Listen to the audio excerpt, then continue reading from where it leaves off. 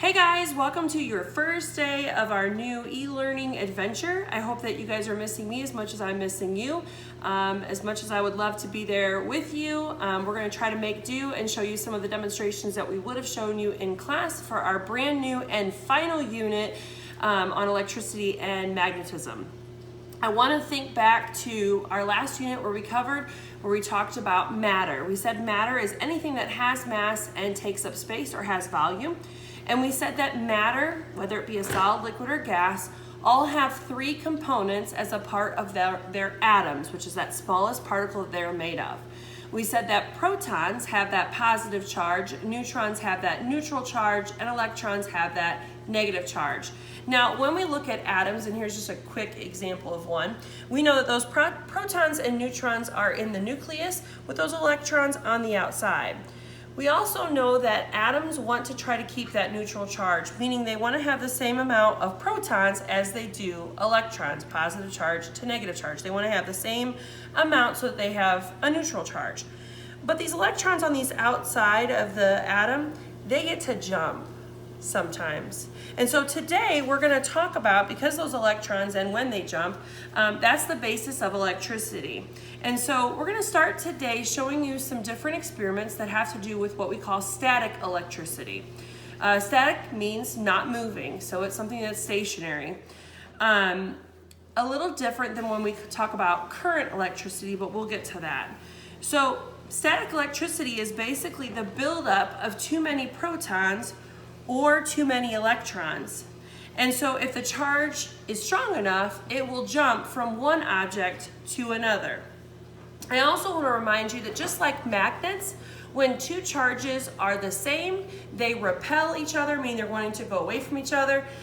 And if two charges are unlike each other, they're going to attract to one another. So I'm going to show you some experiments that are going to kind of get you thinking about this idea of static electricity. And I have some PowerPoints and some notes and some reading that I want you to do throughout the week that's going to help you explain why some of these experiments are going to work. So hang on just 1 second and we'll be right back with the experiments. All right, so first up we have Kylie. Say hi, Kylie. Hi. All right, rub this balloon on Kylie's head. When I rub this balloon on Kylie's head, what I'm doing is I'm rubbing the electrons off of the balloon, and so it's causing a positive charge on the balloon. And then I'm going to hold it over the paper, and what should happen is hopefully the paper will try to jump onto the balloon to reconnect that positive and negative charge so it goes back to being a neutral charge. So let's try it, Kyle. You ready? Mm-hmm. All right, here we go. Now what you might notice after I lift this balloon up is that her hair tries to stick back to the balloon. Or you may have noticed that when you're going down the slide on a dry day. That's just static electricity where that charge is changing from a neutral charge to either a positive or a negative charge. And so when the hair tries to stick back to it, it just means if the hair is trying to make that charge be back to neutral. Are you ready, Kyle? Let's go ahead and hold that over the paper. Let's see what happens. Can you see that, Maddie? How it's jumping? All right, there's one experiment. Let's see what happens next. Okay, so we've had to do a couple of takes of this, but we've discovered that Kylie has the best hair for this. So we've got Maddie and Kylie. Say hi, Maddie. Hi. And Maddie is going to rub this balloon on Kylie's hair. And what she's doing is she's going from that neutral charge, creating either a positive or negative charge with that balloon.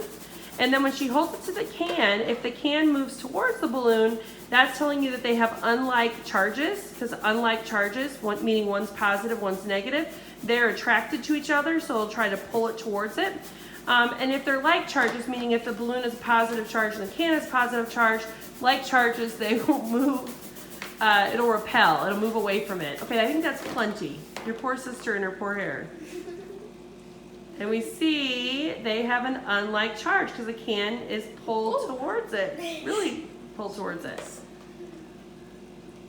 So unlike charges are going to be attracted to one another, and like charges, it would repel. So that has that unlike charge.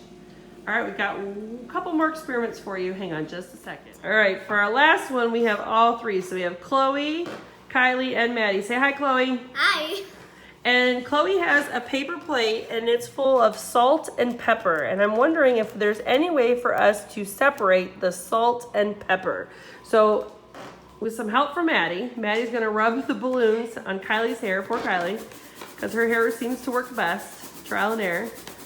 And then she's going to give the balloon to Chloe and she's gonna hold it atop the salt and pepper and we're gonna see what happens. All right, I think that's plenty. Go ahead and give it to Chloe. Hold it right there. And then it's gonna be right And go there. ahead and hold it. Whoa! The pepper is attracted to the charge that's left on that balloon and the salt gets left behind. Can we see your balloon with the pepper on it? That's pretty cool. Awesome. All right, so we said that like charges repel and unlike charges are attracted to one another. And so when we did the can, it was unlike charges. We're gonna see if we can create like charges on these balloons and see what happens, see if they'll repel from one another. So I'm gonna use Kylie again because her hair seems to work best. And I'm going to rub both balloons on her hair, hopefully creating a like charge. Sorry, Kylie. And then we're gonna hold these balloons together on a string and we're gonna see what happens.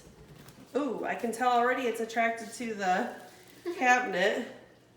But if you'll notice, the two balloons do not want to touch. They're staying, even though I'm trying to hold them together, they're really pushing away from each other. That's because those balloons have a like charge. Whoop. They have a like charge, and so they're trying to repel from one another. They do not want to be next to each other. So here's some experiments for static electricity. Again, there's a PowerPoint that you'll be introduced to later on that will show you some of these same experiments that you can explore digitally. There's some reading to do as well, but again, all we're doing is changing the buildup of those electrons and giving it either a positive charge or a negative charge, depending on if there's protons left or there's electrons that are gained. And so it's just building off of that. Unlike charges are going to attract and like charges are going to repel. But this is all about static electricity. Next week we'll talk more about electric current, which is when we take those electrons and we move them continuously through and we get those circuits, and that's how we're able to light our houses and use electricity. But we'll talk about that next week. Thanks so much.